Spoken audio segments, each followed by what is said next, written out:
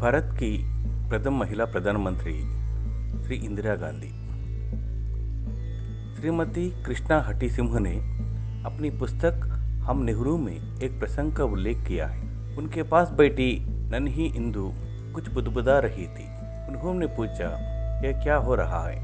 इंदु ने अपने घने बालों से गिरे चमकते चेहरे को उठाया और दृढ़ता से कहा, जॉन ऑफ आर्क बनने की कोशिश कर रही हूँ। एक दिन उसी की तरह मैं भी अपने लोगों की सेवा करूँगी, उनका नेतृत्व करूँगी। आगे चलकर वो नन्ही बच्ची इंदु भारत की प्रधानमंत्री इंदिरा गांधी के नाम से प्रसिद्ध हुई।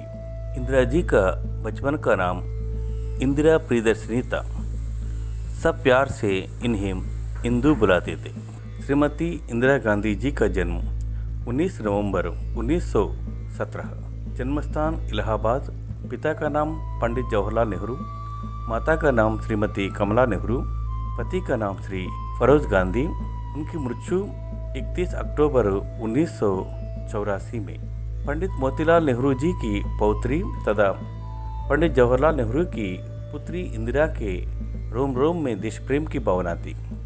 जब वह मात्र 13 वर्ष की थी, एक दिन कांग्रेस पार्टी के कार्यालय में जाकर पहुंची और बोली, मुझे भी कांग्रेस का सदस्य बनना है। उनसे कहा गया, तुम अभी बहुत छोटी हो, बड़ी हो जाओ, तुम्हें सदस्य बना देंगे। इंदिरा जी को यह बात जची नहीं। उन्होंने संकल्प किया कि मैं अपनी कांग्रेस स्वयं बनाऊंगी। उन्होंने बच्चों की ब्रिगेड बनाई। इसमें वयस्क शामिल नहीं हो सकते थे। इंदिरा जी ने इसका नाम वानर सेना रखा। इस वानर सेना का मुख्य कार्य स्वतंत्रता सेनानियों की सहायता करना था। वानर सेना के बाल बालिकाएं संदेश पहुंचाने, प्राथमिक सहायता करने, खाने की व्यवस्था करने तथा झंडा फहराने जैसे सरल परंतु महत्वपूर्ण कार्य करते थे। पंडित जवाहरलाल नेहरू जी अपनी प्रियदर्शिनी को ऐसी शिक्षा देना चाहते थे कि उनके व्यक्तित्व का बहुमुखी विकास हो सके। पंडित नेहरू व उनकी पत्नी के स्वतंत्रता आंदोलन में सक्रिय होने के कारण उन्हें कई बार जेल जाना पड़ा। इसका प्रियदर्शिनी की शिक्षा पर असर पड़ा। वे लगातार एक ही जगह स्थिर रहकर शिक्षण ग्रहण ना कर सकी।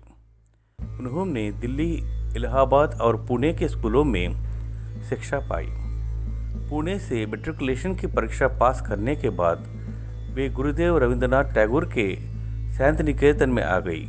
यहाँ पढ़ाई लिखाई के साथ उन्होंने नंदलाल बोस से चित्रकला सीखी। एक बार एक विदेशी प्रोफेसर कला भवन में भाषण देने आए। कला भवन में जूते पहनकर जाना मना था। वे भूलवश जूते पहनकर कला भवन में प्रवेश कर गए। जब 3-4 दिन तक ऐसा ही होता रहा तो एक दिन प्रोफेसर के प्रवेश करते ही सारे विद्यार्थी अनुशासित तरीके से कतारबद्ध होकर कक्षा से बाहर हो गए। शिकायत गुरु के पास पहुंची। जांच करने पर मालूम हुआ कि विरोधी दल का नेतृत्व इंदिरा ने किया था। गुरुदेव मुस्कुराए। सत्य की ऐसी पकड़ और अनुशासन के प्रति ऐसी आस्था देखकर उन्होंने उसी दिन भविष्यवाणी की, यह बालिका असाधारण है और इसमें संकल्पों को जीने की शक्ति है। इंदिरा जी के व्यक्तित्व पर पंडित नेहरू का बहुत प्रभाव पड़ा। पिता पुत्री के संबंध बेहतर आत्मीय थे। स्वतंत्रता संग्राम के दौरान पंडित नेहरू को कई बार जेल जाना पड़ा। वे जेल से पत्र द्वारा पुत्री से संपर्क बनाए रखते थे। पत्रों का संग्रह पिता के पत्र पुत्री के नाम से प्रकाशित हुआ है। नेहरू जी द्वारा नैनीताल जेल से इंदिरा को लिखे एक पत्र के कुछ अंश। कई बार हम संदेह में भी पड़ जाते हैं कि हम क्या करें क्या ना करें।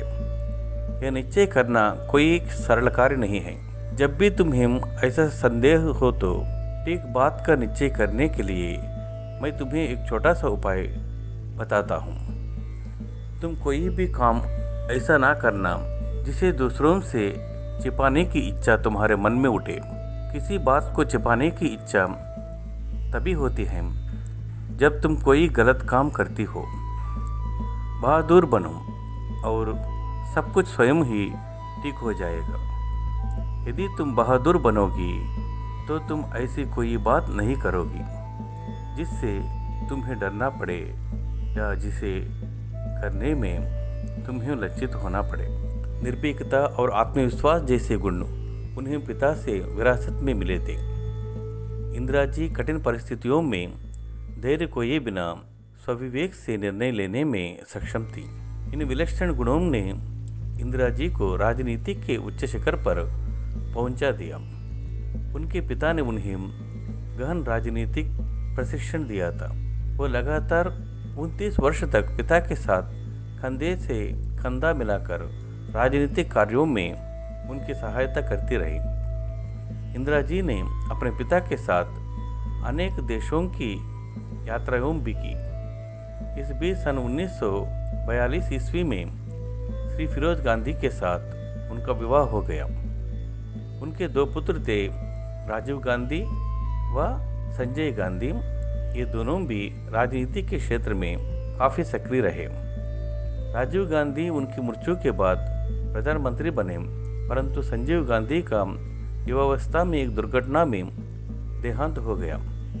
इंदिरा जी ने इस सदमे को बहुत धैर्य व साहस से झेला। इंदिरा जी का राजनीतिक सफरनामा। सन 1958 में वे कांग्रेस के केंद्रीय संसदीय बोर्ड की सदस्य बने। सन 1959 में कांग्रेस अध्यक्ष चुनी गई। सन 1962 में यूनेस्को अधिशासी मंडल की सदस्य चुनी गई। श्री लाल बहादुर शास्त्री के मंत्रिमंडल में सूचना एवं प्रसारण मंत्री बने। 24 जनवरी 1966 से 24 मार्च 1977 तक प्रधानमंत्री पद पर रही। दूसरी बार 14 जनवरी 1980 से 31 अक्टूबर 1984 तक प्रधानमंत्री पद पर रही। प्रधानमंत्री के रूप में कार्य करते हुए उन्हें भारत पाक युद्ध का भी सामना करना पड़ा। इस कठिन समय में उन्होंने अभूतपूर्व धैर्य और साहस का परिचय दिया। इंदिरा जी के कुशल नेतृत्व में भारतीय सेना ने पाकिस्तानी सेना के चकमे छुड़ा दिए। श्रीमती इंदिरा गांधी के अदम्य साहस के बारे में एक ब्रिटिश दैनिक के संवाददाता ने लिखा था कि अनेक भारतीय सैनिक अधिकारियों तथा जवानों ने मुझे बताया कि अक्सर घमासान लड़ाई के बीच साड़ी पहने एक दुबली सी आकृति आ जाती थी। वह इंदिरा जी हुआ करती थी, जो कि फौजी की खैरियत जानने के लिए उत्सुक रहती थी। एक महत्वपूर्ण निर्णय। सन 1971 ईस्वी की लड़ाई में श्रीमती इंदिरा गांधी जी ने एक तरफ युद्ध विराम की घोषणा की और पाकिस्तान की विजय हुई। इसी युद्ध के परिणाम स्वरूप बांग्लादेश का जन्म हुआ। इसका श्रेय इंदिरा जी को जाता है। इस युद्ध से भारत एशिया की प्रमुख शक्ति बनकर उभरा और इंदिरा जी विश्व की प्रमुख नेता के रूप में उभरकर सामने आई। इंदिरा जी के राजनीतिक जीवन में यूं तो कई उतार चढ़ाव आए, परंतु सन 1977 ईस्वी के आम चुनाव में उनकी पार्टी की हार से उन्हें कठिन संघर्ष का सामना करना पड़ा। दरअसल श्रीमती इंदिरा गांधी द्वारा आपातकाल की घोषणा ही उनकी पार्टी की हार का कारण बनी। उनके इस निर्णय से जनता रुष्ट हो गई, परंतु वे जनता पर अपने अटूट विश्वास के सहारे पुनः सत्तारूढ़ी हुई। वे सदैव विश्व शांति की प्रबल पक्षधर रही। उनका व्यक्तित्व ऐसे समय में उभरा जब राष्ट्र अनेक प्रकार के संकट और समस्याओं से घिरा था। एक राजनीतिक योद्धा के रूप में उन्होंने इस देश की सेवा अपनी संपूर्ण क्षमता से की, ताकि विश्व में देश का मान सम्मान बढ़े। अपने कार्यकाल में उन्होंने अनेक महत्वपूर्ण कार्यक्रम चलाए। उन्होंने देश की दुखती रग को समझा और गरीबी हटाओ का नारा दिया। 20 सूत्रीय कार्यक्रम के द्वारा इंदिरा जी ने अनेक मोर्चों पर महत्वपूर्ण उपलब्धियां अर्जित की। विज्ञान और तकनीकी विकास के नए द्वार खोले परमाणु शक्ति का विकास किया तथा देश को अंतरिक्ष युग में पहुंचाया। कैप्टन राकेश शर्मा द्वारा अंतरिक्ष यात्रा उनके प्रधानमंत्रित्व काल की महत्वपूर्ण उपलब्धि है। वे निरंतर देश को प्रगतिशील तथा समृद्धशील बनाने के प्रयास में जुटी रही। इंदिरा जी के शासनकाल में खेलकूद को बहुत प्रोत्साहित मिला। सन 1982 में एशियाड खेलों का भव्य आयोजन हुआ। उन्होंने अपने जीवन काल में देशवासियों का अपार स्नेह और सम्मान मिला। उनके रोम रोम में देश प्रेम व्याप्त था। 30 अक्टूबर 1984 ईस्वी को उड़ीसा में दिया गया उनका भाषण इसका उत्कृष्ट उदाहरण है। देश सर्वोपरि है। अगर मैं देश की सेवा करते हुए मर भी जाती हूँ तो मुझे इस पर नाज होगा। मुझे विश्वास है कि मेरे खून का हर कतरा इस राष्ट्र के विकास में योगदान करेगा और इसे मजबूत और गतिशील बनाएगा। यह इस देश का दुर्भाग्य ही कहा जाएगा कि अपने इस भाषण के अगले दिन भारत की यह महान सुपुत्री इंदिरा अपने ही अंगरक्षक की गोलियों का निशाना बन गई। यद्यपि आज वे हमारे बीच नहीं हैं, परंतु उनकी स्मृतियां हर भारतीय के दिल में चिरस्मरणीय रहेगी।